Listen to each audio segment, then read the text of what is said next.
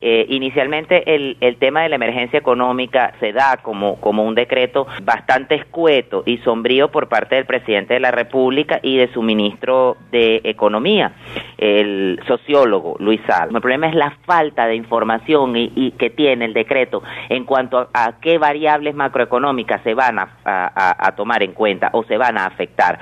Un decreto de emergencia económica que no explique las causas de la crisis en las cuales estamos y confunda consecuencias con causas, es más de lo mismo. Por eso es que la Asamblea Nacional se negó a aprobar este decreto y se niega por razones fundamentales. Una de ellas está en la transferencia de responsabilidades de esta crisis a la Asamblea Nacional. O sea, es una improcedencia desde el punto de vista político suponer que tamaña crisis en la que está sumida Venezuela, que es una crisis de carácter humanitario. Hoy mismo la economía de Venezuela tiene al tercer trimestre del 2015 una caída del 7% y a finales del 2015 se estima una caída del 10%, con un Banco Central que no publica información, con una opacidad en materia financiera. Pero disculpa que te interrumpa, publicó la cifra hasta septiembre del 2015. Pero esas cifras no están completas, 141%. El artículo 31 de la ley del Banco Central es muy claro y lo ordena al Banco Central de Venezuela publicar las cifras luego de los 5 días posteriores al cierre del ejercicio económico financiero, y el 319 y el 320 de la Carta Magna de la Constitución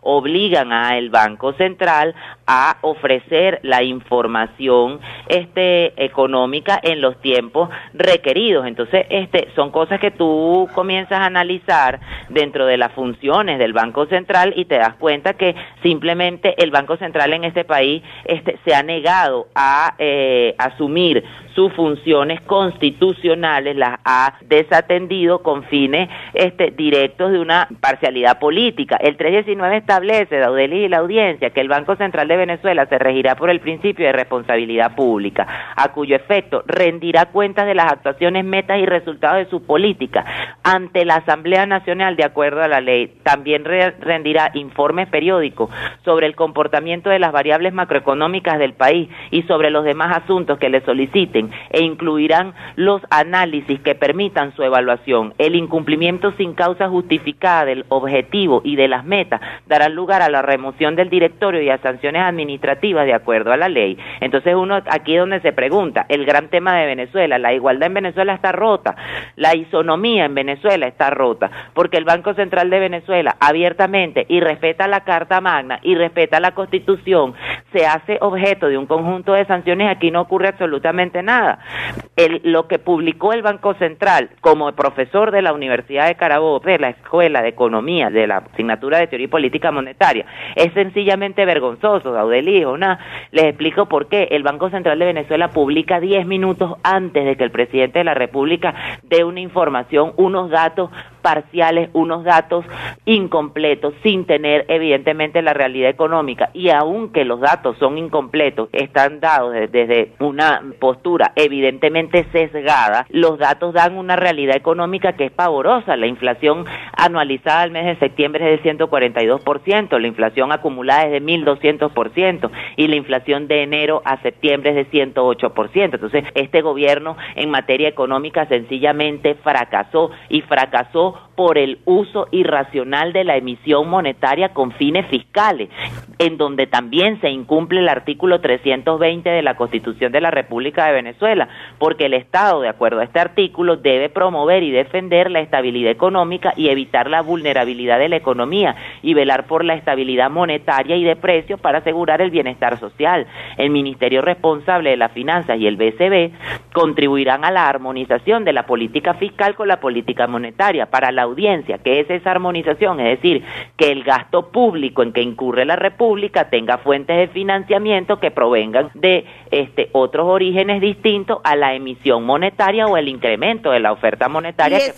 que fue lo que explicó el profesor Guerra el día viernes. Ahora, y ese gasto público era parte de lo que decía el decreto, que no debía pasar por parte del filtro de la Asamblea Nacional, el control de gasto público. Exacto, el decreto de emergencia económica establece en el artículo 2, numeral 1, disponer de recursos provenientes de economías presupuestarias de ejercicios económicos anteriores del ejercicio económico 2015 para garantizar la continuación de las misiones sociales, abastecimiento de alimentos y de productos de primera necesidad, sin que esa aprobación de créditos adicional pase por el tamiz de la Asamblea Nacional. Cada crédito adicional, Daudelli, Jonás y la audiencia, genera evidentemente un impacto monetario sobre la economía nacional, se genera evidentemente mayor nivel de recursos, de partidas, de créditos adicionales para atender política social. Por otra parte, este artículo desconoce los preceptos de la Ley Orgánica de Planificación Financiera del Sector Público, en donde para trasladar economías y disponibilidades presupuestarias de un ejercicio cerrado a un ejercicio subsiguiente tienen que ser esas economías aplicadas a las mismas partidas, programas y proyectos para los cuales fueron creados. Luego, en el numeral 2 de este artículo 2 se establece asignar recursos extraordinarios para proyectos previstos o no en la ley de presupuesto. Lo que tú me estás diciendo, evidentemente, garantizar que el Estado cuente con una política de gasto público sin ningún tipo de soporte. Cuando el gasto público supera los niveles de ingresos de la República, se produce déficit fiscal. Y eso es lo que nos está sucediendo en estos momentos, Carlos, para que todos los que están en sintonía se compenetren más allá de todo lo que implica los instrumentos legales que nos señalas. Fíjese usted, nosotros teníamos el barril de petróleo en $100 por barril, la caída es de 337.78% del ingreso de la República. Petróleos de Venezuela genera, yo oí a una periodista acá en una de las televisoras regionales decir que Petróleos de Venezuela produce el 80% de los ingresos de la República. Petróleos de Venezuela produce el 97% de los ingresos de la República. Petróleos de Venezuela es la economía de la República. Frente a una caída del gasto público, usted no puede entonces promover un gasto público sin el control de la Asamblea Nacional. Quiero entrar allí. Carlos Llanes, profesor de Teoría y Política Monetaria. Hemos escuchado ya por parte de representantes del gobierno, a raíz de todo este decreto, también decir que, bueno, hay que acabar con la economía rentista, no se puede seguir dependiendo del petróleo. El 97%, como tú señalas, de los ingresos del país proviene de la renta petrolera. Y hay en puerta, asomado otra vez, un aumento de la gasolina. En vista de esta economía como está, de las cifras que presenta el Banco Central de Venezuela en materia de inflación, de lo que señalan ustedes como expertos, la inflación no es ese porcentaje con el que cierra el Banco Central en septiembre. Y lo que nosotros estamos día a día viviendo. ¿Qué nos espera? De que el modelo rentista se agotó. Es cierto, el modelo de renta no es que se agotó en el siglo XXI, es que Arturo Uslar Pietri en el siglo XX nos advirtió de la necesidad de sembrar el petróleo, y Pérez Alfonso, y nunca lo tomamos en cuenta. Hugo Chávez Frías acentuó el rol monoproductor de Venezuela, y lo acentuó cuando los precios del barril de petróleo llegaron a $100 por barril, que no llegaron por ninguna acción mesiánica del presidente de la República, porque si Venezuela tuviese la capacidad de inferir en los precios del barril de petróleo, ya lo hubiese hecho. Ustedes saben cuánto requiere Venezuela para poder funcionar con ese presupuesto absurdo que pretendían justificar desde el punto de vista del decreto de emergencia económica en precios del barril de petróleo. Venezuela necesita un barril de petróleo en $118 por barril. Eso es técnicamente improbable. Cuando hablamos de que el modelo está agotado, es cierto, está agotado, pero se agotó también para Arabia Saudita, y de 1998 al 2014 Arabia Saudita pasó sus reservas internacionales de 15.5 millardos de dólares a 745.9 millardos de dólares. El incremento fue, Daudelli, Jonás y la audiencia del oriente del país, de 4.712%. Libia, con una guerra civil, pasó sus reservas internacionales de 8.6 millardos de dólares a 119.7 millardos de dólares, un incremento en reservas de 1.292%. Angola, que es un país africano, de 0.2 millardos de dólares pasó a 33.6 millardos de dólares. Angola subió sus reservas internacionales en 16.700%. Argelia, 7.3 millardos de dólares en el 98, en el 2014 201.4 millardos de dólares, 2.559%. Venezuela en ese mismo periodo pasó sus reservas internacionales de 43.000 millones de dólares a 15.000 millones de dólares. Estas cifras, no es que me senté yo a calcular esas cifras, son de la Agencia Internacional de Energía, a donde está escrita Venezuela como miembro fundador de la OPEP, porque eso hay que manifestarlo. Venezuela... Estos números sí no se pueden maquillar. Esos números no se pueden maquillar. Entonces, por eso es que Venezuela, en las giras que ha hecho el presidente de la República, no ha tenido capacidad de influenciar al cártel de la OPEP. Un cártel es un grupo de productores oligopólicos, al cártel de países de la OPEP, para que bajen las cuotas de producción. En el 98, Venezuela ocupaba el segundo lugar con países con mayor reservas internacionales y peso, evidentemente, dentro de ese cártel. Entonces, ¿el modelo se agotó? Sí, el modelo se agotó. Daudelis, nosotros recibimos 998.000 millones de dólares, casi $1 billón, un billón con B de bandidos. Y ese con B de una boloña de dólares, pues, de real. Y ese billón de dólares se perdió, no está. ¿Dónde están los logros de la revolución? ¿Se perdió o se lo robaron? Se lo robaron, Daudelis. Y quiero ser bien responsable con esto, indistintamente del riesgo que uno pueda asumir en un país como esto, porque como decía Montesquieu, tener la razón en un gobierno donde impera la injusticia es un peligro terrible, pero es que hay que manifestarlo. En este país nos gobierna una cleptocracia, Daudelis. En este país nos gobierna una racia de personas que han incrementado los niveles de opacidad y de corrupción, que Venezuela está en el último lugar de transparencia internacional. Venezuela está en el último lugar de libertad económica. Carlos Ñañez, profesor de Economía de la Universidad de Carabobo, dicta la cátedra de Teoría y Política Monetaria, entre otros tópicos, allá en la Universidad en Valencia. Con ya el panorama de la reserva. Con el panorama de que el gobierno instaló un Consejo Nacional de Economía Productiva con 9 motores y anda haciendo reuniones con varios de sus representantes del gobierno en diferentes áreas. Aquí incluso hubo una reunión el fin de semana con la ministra de Turismo. Con todo eso y a las puertas de un posible aumento de la gasolina, ¿qué le espera al ciudadano común? Que para comprar una batería ahora tiene que pagar 30.000 bolívares, un cartón de huevo 1.800, una harina pan bachaqueada 250, un kilo de pollo 1.340 y la paca de harina pan ronda ya los 7.500 a 8.000 bolívares. Y una paca de papel toalé de 48, 7.000 bolívares y hasta 8.000 bolívares se consigue en el mercado bachaquero negro. ¿Tú me puedes explicar qué nos espera entonces? ¿Cómo vamos a hacer nosotros, el ciudadano de a pie? Nos espera para este trimestre la peor crisis económica que la historia de la economía republicana tenga capacidad de reconstruir. Los venezolanos tenemos que estar preparados para una crisis en materia humanitaria, Daudelis, porque lo que usted y Jonás me acaban de indicar, que una batería cuesta 70.000 bolívares en el estado Carabobo, bachaqueada, que un cartón de huevos cuesta 1.800 bolívares, que un pan canilla, 2 panes canilla cuestan 300 bolívares. Es una crisis de corte humanitaria y aparte de la alimentación, porque hay bienes sustitutos para la alimentación. Bueno, usted no come carne, usted come frijoles, o usted come arroz, o usted come huevo, o usted come pan, o usted se toma un vaso con agua de azúcar. Pero si usted tiene un enfermo en su casa y usted no tiene cómo comprarle los medicamentos porque simplemente no hay medicamentos, y la única irracional que hay en materia de esto es la ministra en materia de salud, que manifestó que en Venezuela no había medicamentos porque nosotros consumimos mucho, y esa es la tragedia de la planificación centralizada,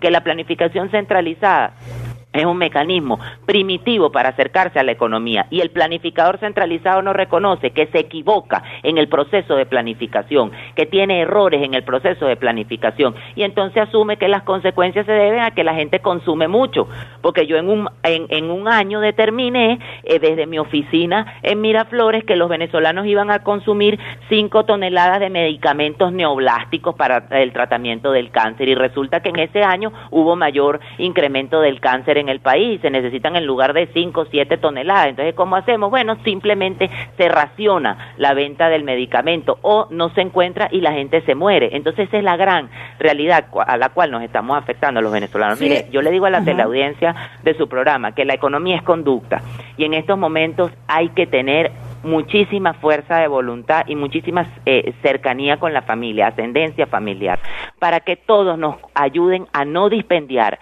a no gastar, a no consumir más de lo que necesitamos, a evitar hacer cualquier consumo que no sea de inminente necesidad. Y todos en la casa tendremos que buscar fuentes alternativas de ingreso, porque es que no puede un salario o 2 salarios sustentar una canasta alimentaria que esté en 98,000 bolívares mensuales. Es que eso no alcanza, Carlos. Fíjese ustedes, de las una reservas batería, por ejemplo, de esos 15,000 millones de dólares, 67% de esas reservas internacionales, 67.5%, están representadas por oro monetario. Quiere decir que solamente contamos con una exigua cantidad de liquidez. Tenemos 32.3% de liquidez. Carlos, ¿cómo le explicamos eso al ciudadano que está en las reservas, que no dominan ni esos temas? Fíjese usted, si yo tengo 32% de liquidez en reserva, ¿verdad? Yo no voy a poder importar materias primas para las medicinas, yo no voy a poder importar materias primas e insumos de capital para la producción de alimentos, para la producción de calzados. Entonces, la escasez va a ser un mecanismo que va a alimentar adicionalmente a la emisión monetaria, a la generación de dinero sin capacidad de ser absorbido por la economía, a una inflación que ya nos convierte en una economía francamente hiperinflacionaria. Estimaciones del Banco Mundial y del Fondo Monetario Internacional colocan a Venezuela para cierres de este año con una inflación de 720%. Eso es un escenario abiertamente hiperinflacionario. Los ciudadanos, ustedes, nosotros, todo lo que sentimos es que la estructura de precios explotó. A uno le da miedo preguntar cuánto cuesta una cosa. Ahora fíjate, la ministra de Agricultura Urbana ha señalado también que los anaqueles están vacíos, pero las neveras de los venezolanos tienen alimentos. Con el Ministerio de Agricultura Urbana, Daudeli, yo quisiera manifestar mi opinión. El Ministerio de Agricultura Urbana es una gran entelequia, es una gran contradicción, para que los usuarios me entiendan. No existe la agricultura urbana, la agricultura no puede ser urbana. Las variables urbanas son variables urbanas y la agricultura responde a variables agrícolas, rurales, divorciadas de la órbita urbana. La ministra anterior, que duró 14 días, nos mandaba a sembrar en potes, en botellas, en perolas, alimentos para que saliéramos de la crisis alimentaria. Eso es una visión netamente autárquica. ¿Qué es la autarquía? La producción de los bienes y servicios que yo voy a consumir directamente. Eso es una visión medieval, para que los usuarios me entiendan. Nos dio una receta del medioevo, la sacó, se montó en la máquina del tiempo y nos trajo una receta del medioevo. Y la actual ministra, la señora Alejandra Freitas, nos indica que entonces en los anaqueles no hay comida, pero hay comida en las casas. Semejante irracionalidad. Si hubiese comida en las casas, ¿ustedes creen que se harían las colas que se hacen frente a los supermercados y a los abastos? Es que esta gente de verdad da respuestas del realismo mágico. Un ministro de Economía que dice que la inflación no existe, un ministro de Economía que dice que la inflación es una transferencia de los recursos de los más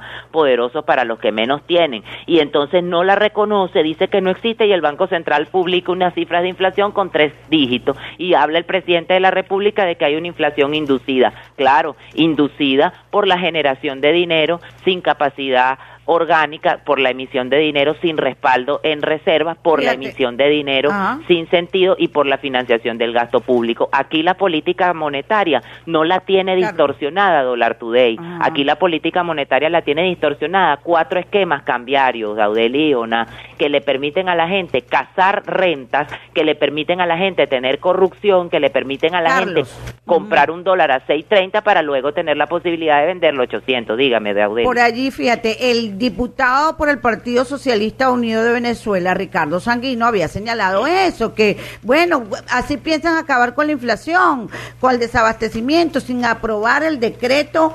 Tiene varias interacciones y quiero que para redondear la entrevista y cerrar, de respuesta a lo que ha dicho Sanguino, pero por aquí tienes a Antonio Martínez, dice que me explique, que yo entienda, dice que es de foul y que piensa que no has dicho qué va a pasar si aumentan la gasolina. Voy por partes. Primero con la postura Sanguino. El decreto de emergencia económica es una trampa para transferirle las responsabilidades de este caos a la nueva Asamblea Nacional y nuevamente habilitar al presidente de la República, porque en el artículo 3 lo establece, que el presidente de la República podrá dictar todas las materias que considere necesarias. Es que no le bastaron todas las habilitantes que tuvo el presidente de la República, que dicho sea de paso, en el marco del habilitante que se venció el 31 de diciembre de este año, el 1 de enero de este año, el presidente de la República metió la modificación de la ley del impuesto sobre la renta, donde aumentó la alícuota del impuesto, y también modificó la ley del Banco Central de Venezuela, donde le permitió ser prestamista de última instancia y guardar la información en materia económica si la consideraban con fines. No lo podía hacer. Eso no lo debió hacer el presidente de la República. Lo podía hacer desde el punto de vista de la ley habilitante, pero no lo puede hacer porque destruye la independencia y la autonomía del Banco Central de Venezuela. Y los bancos centrales son independientes y autónomos, Daudeli.